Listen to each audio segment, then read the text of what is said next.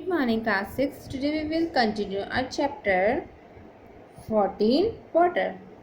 Water में हमने पहले यही पढ़ा था कि वाटर की कैसे वो ओशन में वगैरह में जाता है. अब कैसे वो आता है. आइए हम बैक टू द ओशंस पे आते हैं. What happens the water and snow brings to different region of the earth. ये अलग अलग डिफरेंट रीजन में कैसे आता है अर्थ पे. Almost all land surface of the above this level of ocean. ये सब क्या है, वो ऊपर है, सी लेवल से ऊपर है सब लैंड वगैरह. सी लेवल तो बहुत नीचे होता है. Most of the water that falls on the land as rain and snow sooner or later be goes back to the ocean. This happens in many ways. हाँ, बहुत सारी जगह जो होता है, जो रेन वाटर जो होता है वो निकलता है, वो या तो स्नो के फॉर्म में या रेन की फॉर्म में, फिर वो बाद में ये किसी न किसी फॉर्म में ओशंस में आते हैं हमारे लैंड पे और फिर ओशंस में जाते हैं वापस. ये बहुत सारे वेज में होता है. Snow in the mountains melts into water. Snow जो है वो वाटर के फॉर्म में मेल्ट होता है. फिर ये वाटर जो होता है डाउन जाता है, down the mountain in the form of streams and river. फिर ये वाटर जो होता है वो माउंटेन से जो नीचे जाता है या तो स्ट्रीम्स की फॉर्म में या रिवर की फॉर्म में. These some of the water that falls on the land as rain also flows in the form of river and streams. ये वाटर जो होता है वो लैंड पे रेन की फॉर्म में गिरता है या फिर form of rivers and streams के फॉर्म में गिरता है. Most of the river cover long distances on land ultimately fall into sea or an ocean.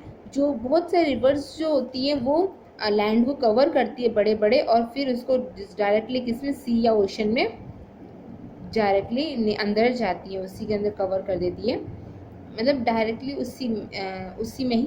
जैसे ये दो रिवर्स आ रही हैं, फिर ये ओशन नीचे क्या है, ये ओशन है, तो ये ओशन में पूरा मिल रही है.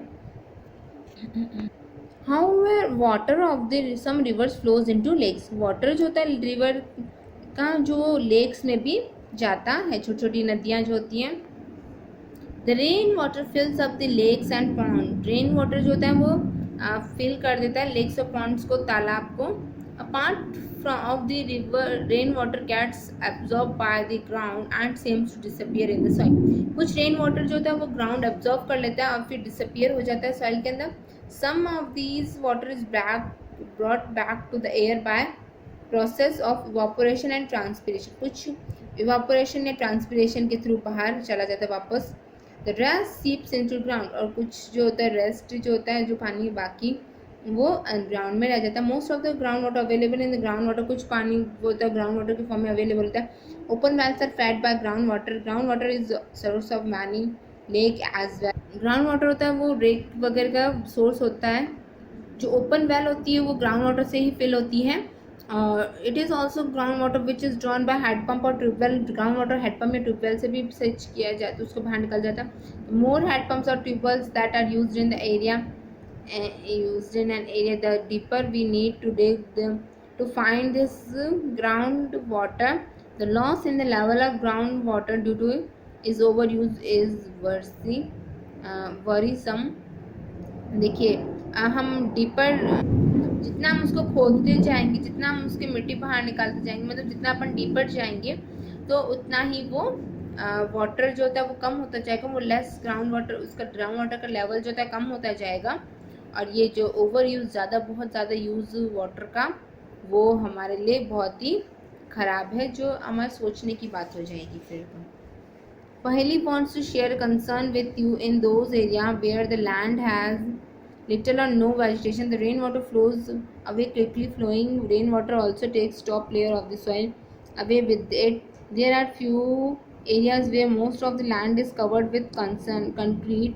This reduces the seepage of rainwater into the ground, which ultimately affects the availability of ground water. पहली जो होता है वो अब कंसर्न करती है कि हमारे ऐसे लैंड वाटर जहाँ पे लिटिल वेजिटेशन या कम वेजिटेशन, बहुत ही वेजिटेशन है ही नहीं, वहाँ पे रेन वाटर्स जो होता है वो जल्दी चला जाता है. फ्लोइंग रेन वाटर, ये मतलब रेन वाटर अगर वो जल्दी फ्लो चला जाता है, मतलब ऊपर की रेन जो बारिश जैसे हुई जहाँ पे पेड़ पौधे नहीं हैं वहाँ पे वो मिट्टी जो होती है, कोई मिट्टी को पकड़ने वाला कोई होता ही नहीं, क्योंकि ट्रीज़ है ही नहीं। तो वो ऊपर की लेयर जो होती है वो पानी के साथ जाती है, जिससे क्या होता है, रेन वाटर वो जो लैंड होती है वो फर्टाइल से अनफर्टाइल बन जाती है, एकदम रूखी रूखी सॉइल हो जाती है। और बहुत सारी लैंड जो होती है कंक्रीट से कवर होती है। और ये क्या होता है कि ये पानी जो होता है वो अंदर लेती भी नहीं है, ठीक है। तो इससे रेन वाटर की कमी, ग्राउंड वाटर की कमी आ जाती है, rain water. How can we conserve water, हम कैसे कंजर्व कर सकते हैं वाटर को? Only a small fraction of water available on the earth is fit for the use of plant, animals and human. Most of the water in the ocean and it cannot be used directly. When the level of the ground was water directly decreases drastically, it cannot be used anymore. The total amount of water on the earth remains the same, but the water available for use is very limited, and the decreasing use with our overuses.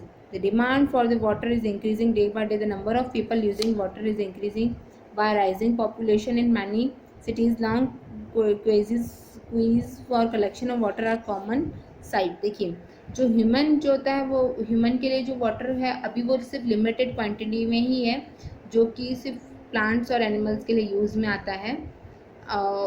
जो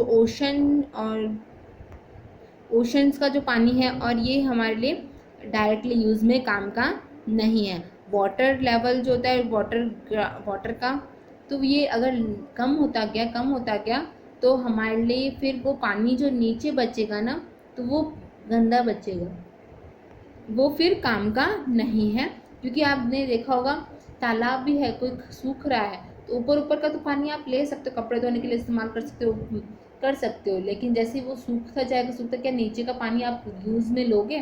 नहीं, वो वहीं पर ही सूखता रहेगा, लेकिन आप कभी यूज़ में नहीं लोगे, उसके साथ कपड़े भी नहीं धोएंगे, तो पानी पीना तो दूर की बात है।